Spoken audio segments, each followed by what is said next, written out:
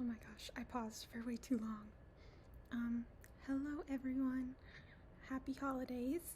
I am speaking super close to the camera because, my contacts lately don't feel like they fit my eyeballs anymore. I've never gone through that before. I really don't know what that's about. But, so I have been, see, I can't even find them. Oh. So I have been wearing my glasses where I can see a little bit further away from the camera.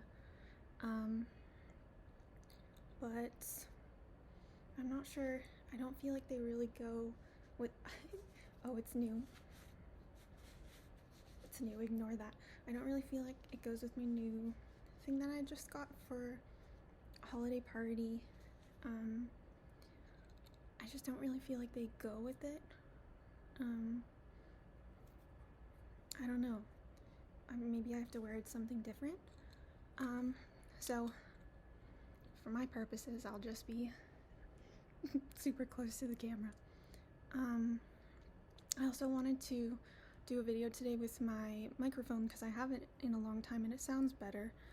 But I couldn't find the cord for it because I'm in the middle of moving. So this is the best I can do. I feel like I keep moving too much. So this is sort of the state of my hair right now. It is a lot darker than it used to be, but it's about the same length. The braids are about the same length as before. Maybe I cut it a little bit shorter, but I am trying to grow it back out. It did used to be like sort of actually more to my waist, like all the way down there at some point. But I don't know, I kind of would like it to be just a little bit longer, I guess. But I don't know, I'm sort of getting used to it being less light. Maybe it's like a little bit shinier this way. But so it is holiday season and I just finished my solo show that I did, and I got a nice interview written about it. I can read a little bit of the interview if you'd like. I was thinking that I was wanting to start doing more videos where I read books that I want to read out loud, because I don't know, I haven't read anything. I haven't read a full book since I have been teaching in a while, I guess because my brain is a little bit, I don't know, maybe I just don't have as much time. So I think it could get me to a place where I could be reading a little bit more to do that. Cheers.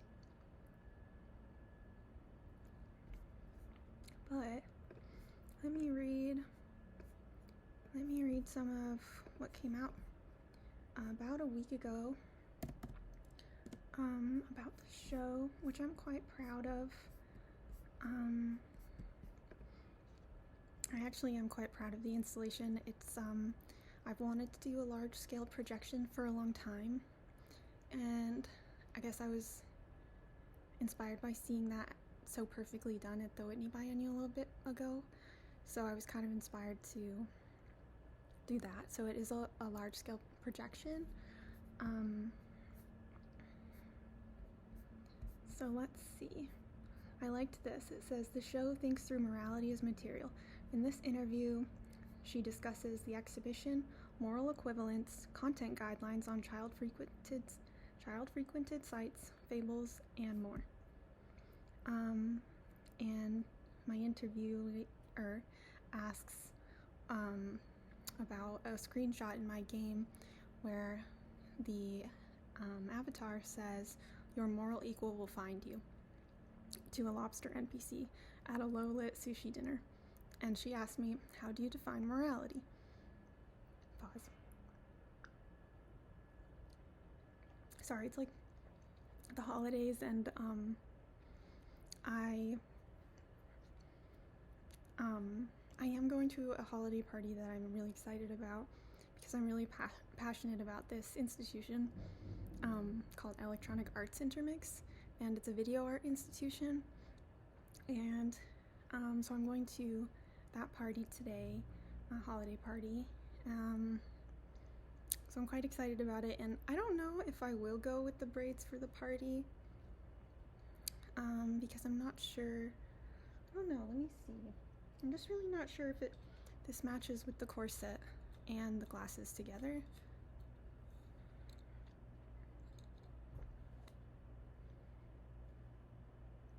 I don't know. Maybe I need to wear, I don't know, I'm just not feeling the glasses today, even though I've been wearing them a lot. And I also did want to put some sparkles, like right here, holiday sparkles. Sorry, we got sidetracked. So I answered, how do you define morality? And of course I can't really define morality.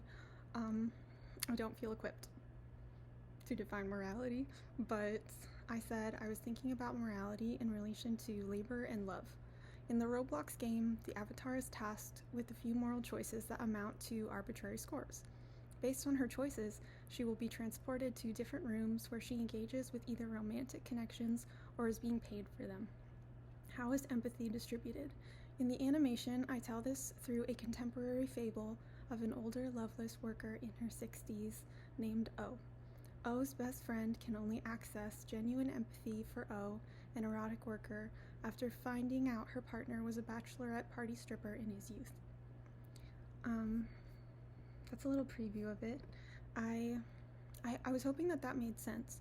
So the fable is about a mom who has a best friend who was a dancer her whole life, and now they're both in their 60s.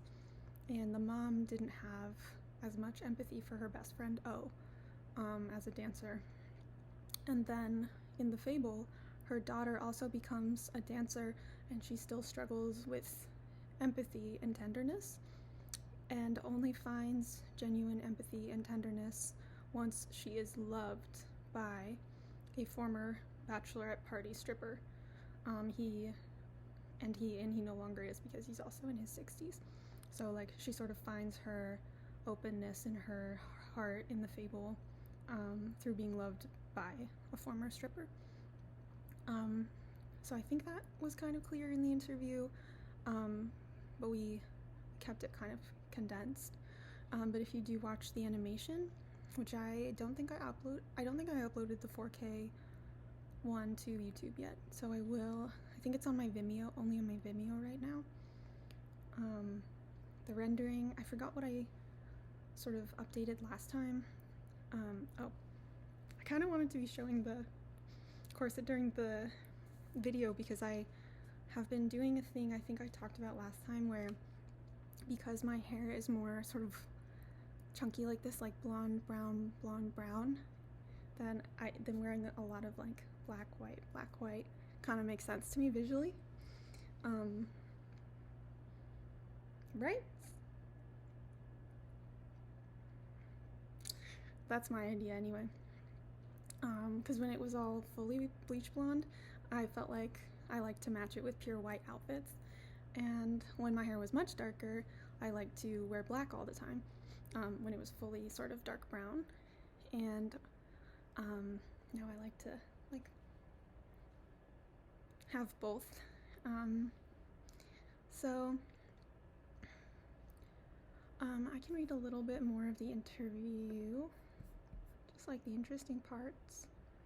I talk about my ideas surrounding acts of donation as moral interventions to subvert stereotypes of amoral work, especially in this political climate. But I have been thinking about that idea since I was actually an undergraduate art student.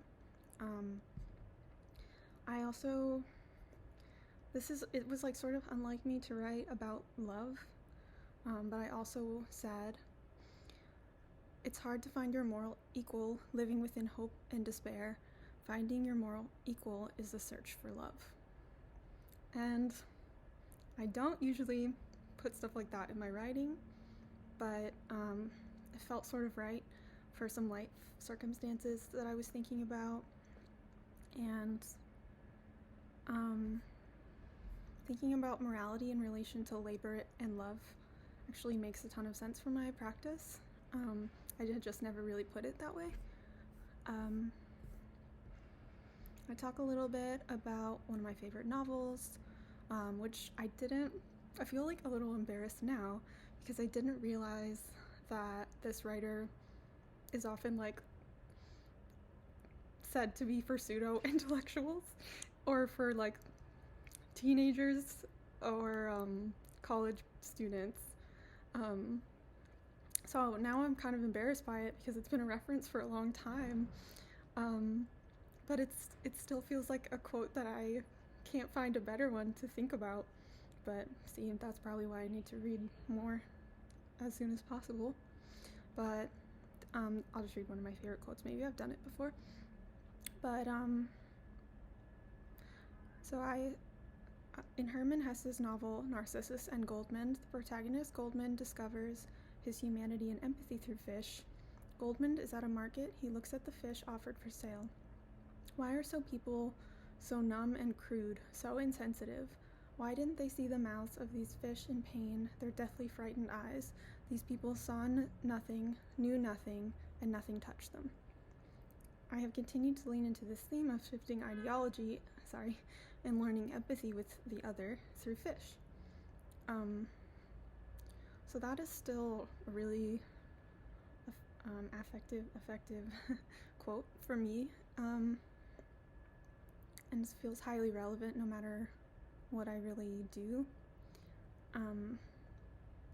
But I do, so definitely two things on my reading list right now are Viral Justice by Ruha Benjamin, and was that my number one right now? Yes. So that's something I will prioritize reading in the next probably few weeks on here. That's what I would really like to do. And let's see what else I should really talk about. I can kind of like, it's not the longest interview, but just reading some of my favorite parts. One of the quotes that my friend really liked was "Memories are work," which is in the animation. And I was sort of thinking about ideas around language and survival and my favorite idioms surrounding work and survival and capital, taking your work home with you or becoming your work. This is also like language and idioms I've been thinking about for a long time and with my work. So those are some parts of the interview, and I'm excited to start reading Viral Justice on here. It'll really push me to finish it, I think. And I do think I need some sparkles in the corner for a holiday party. And I did do some like little bit, so like freckles and blush all around. I didn't put any bottom mascara on. I'm not sure about that choice.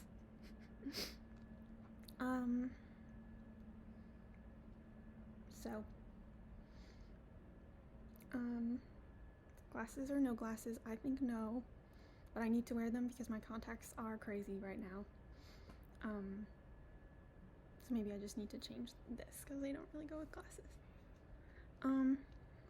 So that's all, and happy holidays for now, and I'm excited to go. And I do have another show coming up soon that I have an idea to use like a sparkly, like metallic gold monitor for. So I'll be buying this like little tiny sort of security monitor that's 10 inches and then spray painting it gold, like a bright gold. So I'm excited to show you that. There's more to the show, but I'm still figuring those parts out, but all I figured out was like, I want a really gold shiny sparkling monitor, which you can't buy online. I did check. I have to make it custom. Okay. Really up close, and I hope I can film videos more with my microphone because I do miss it. It sounds better.